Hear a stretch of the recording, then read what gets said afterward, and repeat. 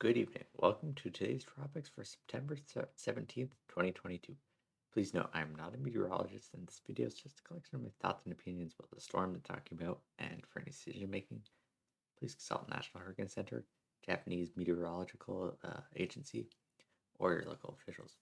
So today I'm looking at Tropical Storm Fiona, which is currently in the northeastern Caribbean, and also Typhoon Nanmadol, which is currently starting to head into Japan and is getting its impacts there. So let's first take a look at Fiona. So over the past day, it's gotten quite a bit more organized. The shear has let up a bit, and that's allowed the two mid-level and low-level centers, which were both very displaced from each other.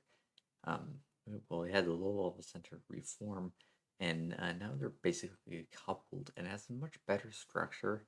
Uh, it's even got kind of the beginnings of an eye wall, kind of an inner core trying to get going based on the radar imagery. It's kind of a bit less organized now, but you can see, the beginnings of an inner core, so it's really got those bones right now. The problem is for it is there isn't a whole lot of convection on the western side. There's this nice band on the east side over here, but I mean, if you look over the west, there's really nothing at all.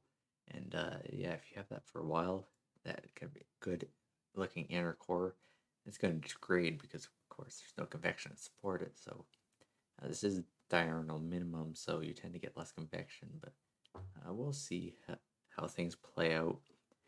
But yeah, it's probably going to need some convection soon because it's already starting to kind of degrade a little bit. But it's got those kind of structural bones to build off of. So when we do have some convection fire off, that'll allow for some good strength or strengthening and will amplify that structure getting going right now. And yes, something I just want to look at quickly is a water vapor loop.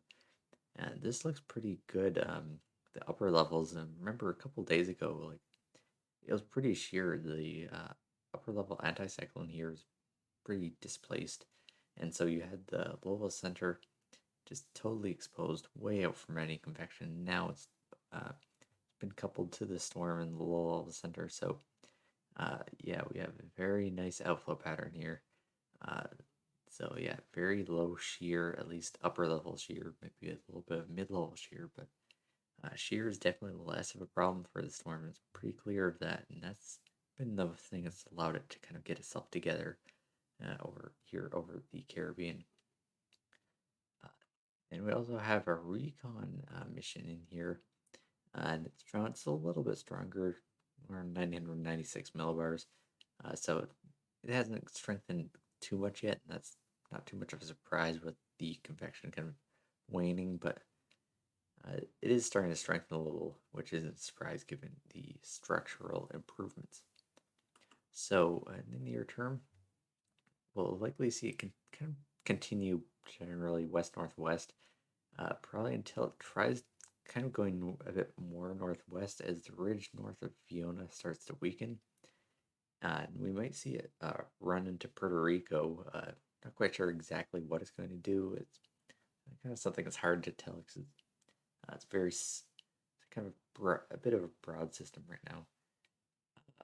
And these are kind of small distances we're working with, so it's kind of a nowcasting thing. But what we're looking at is it's kind of trended a bit more eastward as it's supposed to turn north a bit more sharply, given kind of strengthening trend inside the Caribbean.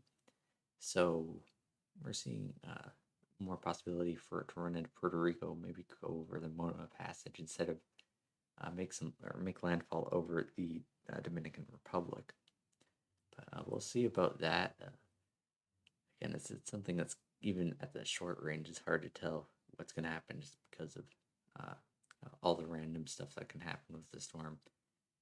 But after that, kind of have this upstream pattern that is kind of a series of waves. We have a big ridge over here that causes this trough to dig down and kind of get cut off. And this cutting off amplifies ridge out of ahead of it. And a few days ago, we were watching to see if that ridge could kind of nose in here, maybe keep some troughs out of the way. and kind of catch Fiona, maybe get it stuck in the Western Atlantic. But this pattern has trended a little less progressive, or less progressive, and now it looks like the results of this pattern will just be amplification of troughs coming down the east coast, and as a result, yeah, this should take Fiona pretty quickly out to sea. We don't know exactly when. There's a lot of spread in the ensembles, which makes sense. But in general, it'll either be caught with the first trough, or maybe be a little bit slower, but there will be a lot of troughs coming down, and that should allow it to be taken out to sea. So once it gets past the Caribbean uh, and the Bahamas, uh, it's probably not going to be a threat for the continental United States. Bermuda, if you're there, it's probably something to watch a little further out in 5 days, and perhaps Atlantic Canada, but the continental United States, not really a big worry right now at this point. It doesn't look like it'll come one. Once we get into the next few days, once it's gotten north of the islands, the environment looks pretty decent. Not the greatest, but kind of looks similar-ish to what we had with Earl, maybe with a bit less shear, where yes, there was an upper trough coming in as a result of that trough and kind of bringing it north, and so that would displace it from its upper anticyclone, kind of give it some southwesterly winds aloft.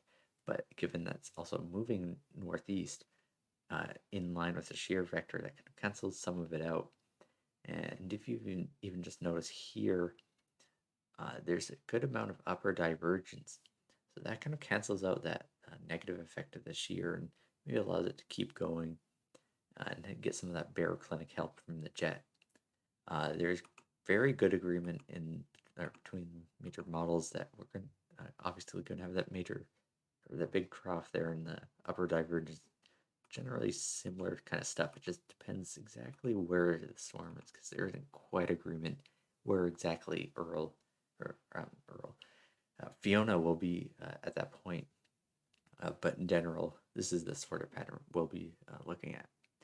And kind of to look at an actual sounding of it, you can see these kind of change in wind direction from the surface, where you have some ridging to where you have it troughing in control, westerly winds aloft. So yeah, this is some decent shear, but this is also shear kind of winds turning clockwise aloft. So that's veering wind. That is generally more favorable than if you had it kind of going the other way. So this might favor some convection getting going, and also further kind of offset the negative effects of some of that wind shear. So despite that kind of trough shear, the conditions don't look all that bad for coming to, or as it kind of recruits out to sea. Hopefully not into any land like Bermuda and Atlantic Canada. Now, looking at the official NHC cone here, see in the near term, it's there's still a lot of people who have to deal with it, and so much of the kind of eastern Greater Antilles and some of the northern windward islands, or leeward islands, that is, that we'll have to be dealing with it in the next few days. We've got hurricane watches among much of the Virgin Islands through Puerto Rico and Dominican Republic, but over Puerto Rico we actually have a hurricane warning. So you should basically already be done preparing for those high winds and general impacts like rain, because Fiona is coming in pretty soon. It'll probably be in your area within the next day. We'll see if it goes over Puerto Rico like this or not, but generally impacts are coming and coming soon.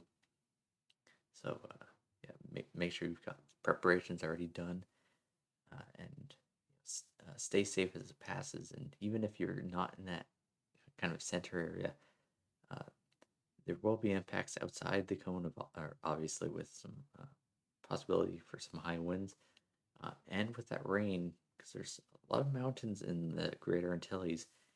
You're going to see it's a possibility for heavy rain, flooding, mudslides. So don't let your guard down, even if it looks like the core might miss you. Of course, we've kind of seen this move a lot around, or the forecast move around a lot. So if you're near the cone but not quite in it, be prepared for some possible shifts as it kind of gets itself together. Eventually, you can see it kind of strengthens almost to a major hurricane on this forecast, and it kind of travels out to sea. But Bermuda is kind of in the crosshairs, so at this point, if you have interest in that area, just keep an eye on it for now. Uh, and, that's about it for there. Main issue, probably for Puerto Rico especially, is they're going to get likely the brunt of the system, which will come in the form of those high winds as the core possibly comes ashore, and some amount of surge, probably not super bad surge because it's not too long-lived a storm. It's not that strong still, but the main thing here is that rainfall, as you kind of have those bands and stuff like that come on shore, and have very high rainfall amounts, especially on the southern side of the island. Like as we've got this that kind of southerly flow, and given some of the mountainous terrain, again, heavy rain, flooding, mudslides is definitely a possibility. And fortunately, Puerto Rico isn't really well equipped for that kind of weather right now, given that there is kind of a weak power grid, and we've seen outages already. So hopefully that can hold up a little longer, and it's not as bad as it could possibly be. But again, if you are in this area, make sure you're already prepared, and good luck and stay safe. Now, let's take a look at Typhoon Nanmadol. I hope I pronounced that right. And it isn't looking as strong as it has been, obviously, as it's coming to the north and getting caught by the trough. But don't be fooled and think it's very weak, because it is still packing a very big punch.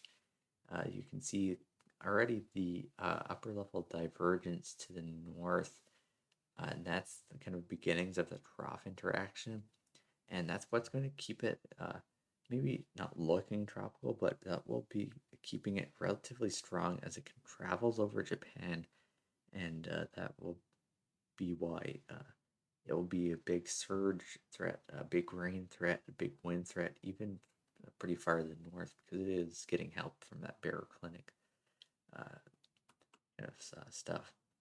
And yeah, if you look at the modeling, see the upper trough coming in, kind of kicking out northeast. But you see here, there's this big jet streak here, and very high winds along with it, up to like 150, 160 knots. This is a very powerful jet streak, and so between that and Nanmadol, you're going to get some very strong upper level divergence. That will cause some rising air pressure falls, and that will maintain it even though it'll be over land and cooler water. So yeah, even if you're further north, don't let your guard down, because this could be a very potent system as you get to the north, or as it gets to the north. And if we look at the JMA forecast here, I mean, like, even as it passes way out to the Pacific, I mean, it's in this forecast, it's still packing some decent winds. So I mean, don't let your guard down again, even if it does look weaker, say on satellite, because this could be a very widespread